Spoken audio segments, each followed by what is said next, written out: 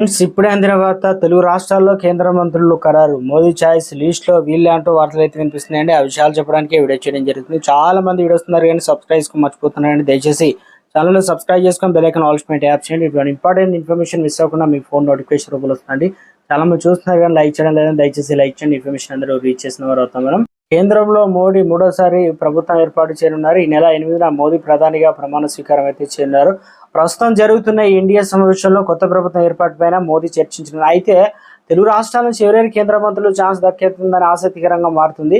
ఏపీలో టీడీపీ, జనసేనకు ఛాన్స్ దక్కను. తెలంగాణ నుంచి బీజేపీలో ఇద్దరు పేర్లు అయితే ప్రముఖంగా వినిపిస్తున్నాయి. మోదీ ఛాయిస్. మోదీ మూడోసారి ఏర్పాటు చేస్తున్న ప్రభుత్వంపై అంచనాలు పెరుగుతున్నాయి. 292 సీట్లు సాధించిన ఇండియా టీడీపీ ప్రధాన భాగస్వామిగా 16 మంది ఎంపీలు ఉన్న టీడీపీకి 2 మంత్రి పదవులు దక్కే అవకాశం కనిపిస్తున్నట్లు జనసేన నుంచి ఒకరు, బీజేపీ నుంచి మరొకరు ఛాన్స్ దక్కనుంది. ఏపీకి ఈసారి కీలక పోర్ట్ఫోలియో దక్కనుంది. టీడీపీ గురించి శ్రీకాకుళం ఎంపీ రామ్మోహన్ నాయుడు, గుంటూరు ఎంపీ పెమ్మసాని పేర్లు ప్రధానంగా పరిశీలిస్తున్నట్లు తెలుస్తుంది. జనసేన నుంచి ఇద్దరు గెలవడంతో వారిలో ఒకరికి ఛాన్స్ అయితే దక్కనుంది. ఇక ఏపీ నుంచి 4 పదవులు.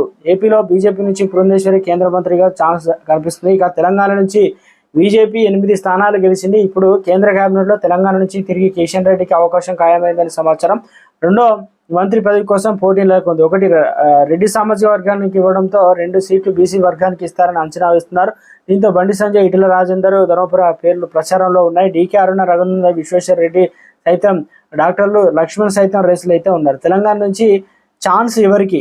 కానీ 2028 తెలంగాణ అసెంబ్లీ ఎన్నికల కోసం బీజేపీ ఇప్పటి నుంచే వ్యూహం వ్యవహరిస్తుంది. అందులో భాగంగా పార్టీ రాష్ట్ర అధ్యక్షుడు ఉన్న కిషన్ రెడ్డికి కేంద్ర మంత్రి పదవి ఇస్తుండటంతో పార్టీ బాధ్యతను మరొకరికి అప్పగించే అవకాశం ఉందని ప్రచారం జరుగుతుంది. అదేవిధంగా బండి సంజయ్, ఈటెల రాజేందర్, ధర్మపురి అరవింద్ రెండవ మంత్రిగా పదవిపైన ఆశతో ఉన్నారు.